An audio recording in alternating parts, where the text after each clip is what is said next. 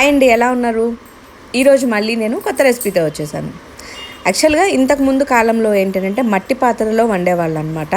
అదే పద్ధతిని ఇప్పుడు తీసుకొచ్చామండి. యాక్చువల్గా నేను కూడా ఏంటంటే నార్మల్ వాటిల్లో వండకుండా మట్టి పాత్రలో నార్మల్గా ఇంతకుముందు ఏ విధంగా మిక్స్ చేసి చేసేవాళ్ళో ఫిష్ కర్రీని అదే విధంగా చేసామండి. నిజంగా చెప్తే నమ్మరు, కానీ దాని టేస్టే వేరు. ఎందుకనంటే మనం డైలీ చేసేవి కానీ లేదంటే మనం రెగ్యులర్గా వండుకునే పద్ధతి కంటే కూడా ఈ పాత్రలో వండితే ఉన్న టేస్ట్ కానీ మనం సింపుల్ వేలో చేశానండి. ఈ పద్ధతిలో మీరు చేసి ట్రై చేయండి.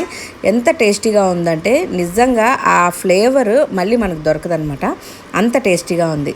ఈ ఫిష్ కర్రీకి ఏంటి అని అంటే మెయిన్గా నేను తీసుకున్నది ఏంటి అని అంటే మ్యాంగోస్.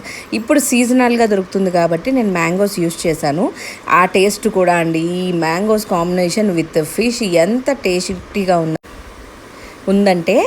అండ్ ఇంకొక సీక్రెట్ చెప్పినా, మనకి ప్రాసెస్ కూడా చాలా ఈజీ, పని కూడా తక్కువ అనమాట.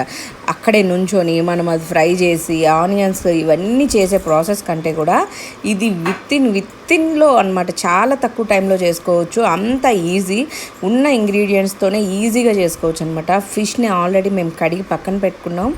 అండ్ ఆ కడిగిన వాటికి ఏం చేసామనంటే ఫిష్ కొంచెం టేస్ట్ కోసం పసుపు, ఉప్పు, కారం ఈ మూడింటిని మిక్స్ చేసి ఒక్క 15 మినిట్స్ పక్కన పెట్టామండి. అదే మట్టి పాత్రలో అలా కలిపేసి పక్కన పెట్టేశాము. ఒక 15 మినిట్స్ తర్వాత దాన్ని చక్కగా ఒకసారి కలుపుకొని ఆనియన్స్ అండ్ అల్లం వెల్లుల్లి పేస్ట్ అండ్ మ్యాంగో, మనకి ఉప్పు, కారం, పసుపు మనం సరిపోదు అనుకుంటే ఇంకొంచెం యాడ్ చేసుకోవచ్చు.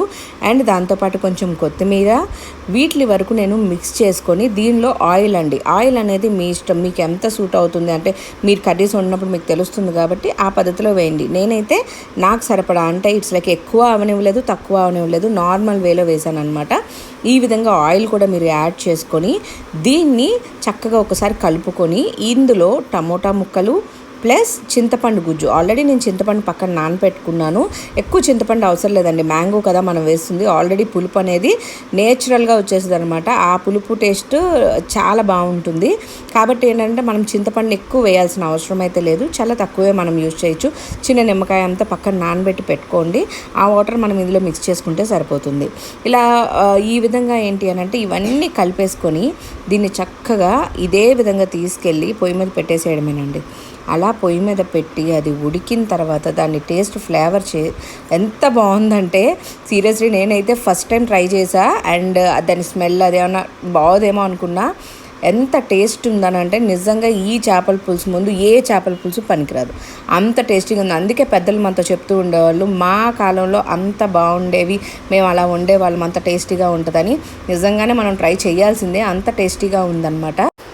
ఇదే విధంగా సేమ్ ప్రాసెస్ మీరు ట్రై చేయండి. దీనిలో కావాలి అనుకుంటే ధనియాల పొడి అండ్ మసాలా, అంటే మన ఇంట్లో చేసుకున్న మసాలా యాడ్ చేసుకోవచ్చండి. నేనైతే మీకు యాడ్ చేసి చూపించలేదు, ఎందుకనంటే నాకు ఇప్పుడు పిల్లలు తినాలన్నమాట. నేను నార్మల్ వేలో చేద్దామని అలా ట్రై చేశాను. మీకు కావాలంటే మీరు అవి కూడా ఇంక్లూడ్ చేసుకొని అలా పొయ్యి మీద పెడితే చూడండి, మూత ఓపెన్ చేస్తే ఎంత బాగుందో చూడడానికి. అండ్ టేస్ట్ కూడా అంతే టేస్ట్గా ఉంది. అన్నంలో కలుపుకొని తింటే దాని ఫ్లేవరే వేరు. నేను ఆ అన్నంలో కలిపే వీడియో కూడా చేద్దాం అనుకున్నాను, కానీ మా వాళ్ళు ఆగలేదండి. ఆ ఫ్లేవర్కి అందరు పెట్టేసుకోవడం వల్ల నాకు చేయడం కూడా కుదరలేదు, ఎస్పెషల్ నేను కూడా ఆగలేదు అనుకోండి. కాబట్టి ఈ విధంగా మీరు కూడా ట్రై చేయండి, అది మస్ట్ ట్రైడ్ అనమాట. మనం మట్టి పాత్రలను మనం కూడా యూజ్ చేయాలి. అండ్ నా ఛానల్స్ చూసిన ప్రతి ఒక్కరికి thank you so much. And please like and share and subscribe. Thank you to all.